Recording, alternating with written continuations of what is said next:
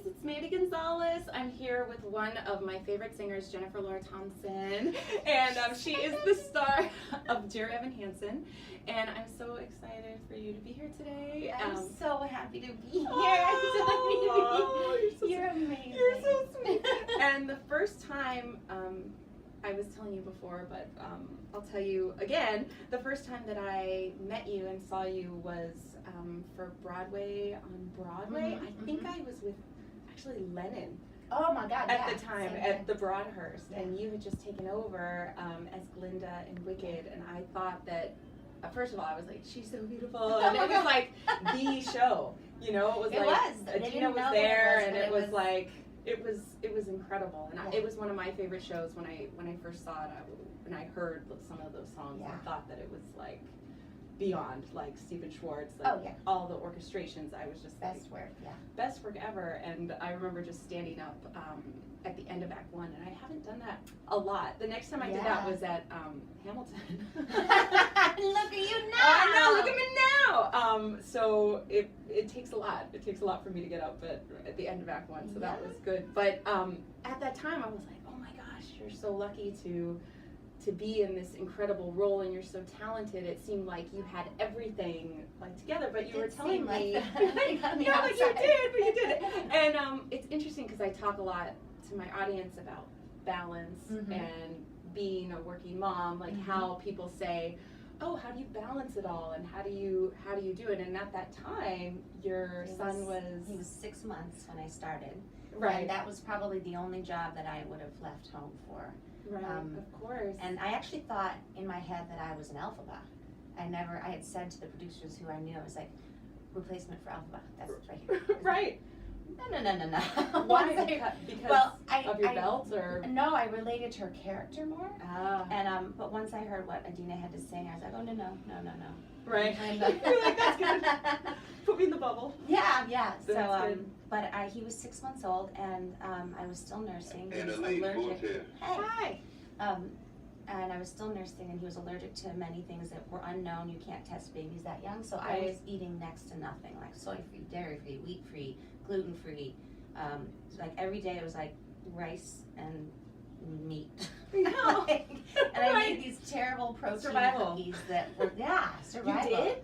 You were so I was ahead of like to just ingest as much as I could because I was just wasting away. Of course, and you've got that like huge dress. Yeah. Like So weighs, I like, literally, I remember 20 pounds. in one show, I remember I came off at intermission, and I just went to my room, and I lay down on the floor, and I was like, I can't do this. I can't do this. And Al, my hair supervisor, was like, you sure? You gonna do this? I'm like, yeah, I'm gonna do it. That's great. Oh my Lord. So how did you do it? Well, like you stayed for even longer than your contract. I did. You stayed for a year. Once I was signed for 9 months, and once they offered me to stay for an extra 3, I had to convince myself that, okay, that's gonna pay for my kitchen. So and I put a calendar up, and I would mark off every day because it was really tough. Physically tough, and mentally, I'm very, sure. And really hard to be away from my little baby, who like I learned that he was walking, you know, while you're doing the show. While I was doing the show. So I missed something. So I think that the balance is that there's always a sacrifice, and you choose what you're going to sacrifice, and it's never easy. Right. But it can be done, obviously. But it's truly one of the most challenging things, balancing career and home life. But worth it. But totally worth it. I'm a better person as a working mom. Yeah. For real. I find that too. I find that some things I miss, and I do realize it's sacrifice, and then some things I guess it's accepting the sacrifice of that. And not kicking yourself. And realizing that it's important for you to put together a support system. Yes. In your home, like my husband, my mother, and I think but really my husband is like... Yeah, my husband picks up all this stuff. Yeah, but he's the rock, and so I think, and I tell people, like, your life is, I mean, it's so simple, but it is like a pie. This is have no waitress connotations or anything, but it is like a pie. Someone said pie? I know, but it is like a pie. Hey, where you have your career and it's one part, but you need all these other parts to also make you feel feel whole, at least for myself, you know, and some people choose the pie, the piece to be bigger on this part. So it's all a matter of what you decide.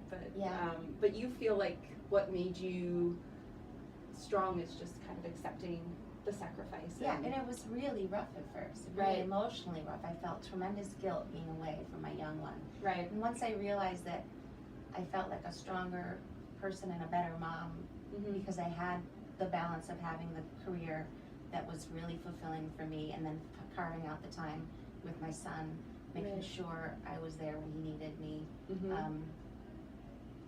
I found it was a better balance rather than to stay, you know, just have all or nothing. Like I didn't want to stay home. I did stay home for a while, and it was very challenging. I found on my soul. Yeah, because it's just I needed the creativity. I get it. Oh, thank you. Thank you for being so honest. I love it. When we were talking before, you said growing up that you weren't really into musical theater, which is a total shock for me because it's all you know. It's all I know. It's all that I wanted. I was told, like, Mandy, we can't watch Annie again. You know what I mean? Like, no more Hello Dolly. That was my whole life. So it's interesting that, like, but what were you? What were some of your influences musically? Well, I was always a lover of rock and pop music, and then in my teenage years I fell into the new wave and alternative music and some of the punk rock, and I don't know what drove me to that. Those sort of like dark bands, like The Cure and like. And your hair got darker. I dyed my whatever hair you black. like listen to. Black. Right. I had beautiful, vibrant red hair, which disappeared after I gave birth. Like it has become very dull. My son has all of my beauty. I understand. We give a little. We have to. We have to give a little. So, and my mother was so furious. She's like, how could you do that to your beautiful auburn hair? And I was like, I'm just doing it, Mom. Did you do it yourself? I did it like myself. In the bathroom? That's so cool. I shaved a little part right here. Wow. For a while I was doing so cool. like Berlin. She had blonde on top and black on the bottom, on the underneath. Only I had red on top with the black underneath. And you still have those ones of the hair? I totally do. So watch out. I know I'm nearly middle-aged, but I really want. We're trendsetters. Some trendsetters. Pink strands. So you heard it here first. Maybe next week. Yeah, but you wear wigs, so I wear wigs. It's all so possible. I don't have to worry about that. I don't, so my hair will stay the same. Yeah. Except, you know, certain things. But I was telling you about Broadway Soundbites, and we have to sing something from Broadway. Oh, yeah. And so we're switching it up. We might sing some pop stuff, but we were coming across like which Broadway song we could sing together. And you knew everything, and I knew nothing. No, we did. But we came to a compromise. I have my iPad. That's what my where we're gonna. I told you that I think that Chicago for me was one of the ultimate. It's like an ultimate Broadway song. Like whenever I do a concert, everybody a symphony, knows that song. Yeah, like it's always the opener. People are really into it. A lot of times I do like hip movements and stuff. Like with the band, the orchestra gets like really into it. So I thought it would be great if we did all that jazz. What do you guys think? So here we go. You're gonna start. I'm gonna start. All right, Okay, let me pick the key. Nice. Yeah, do it. Come on, babe, why don't we paint the town? And all that jazz, gonna rouge my knees and roll my stockings down. Ooh. And all that jazz, Start the car, I know a whoopee spot where the gin is cold but the piano's hot. It's just a noisy hall where there's a nightly brawl and all but that jazz. The high part. Oh, you're gonna see a shimmy, shimmy, shake, and all that jazz. Oh, she's gonna shimmy till the garter break, and all that jazz. Go. Show me where to park my girdle. Oh, your mother's blood will curdle if she'd hear her baby's queer, and all that jazz.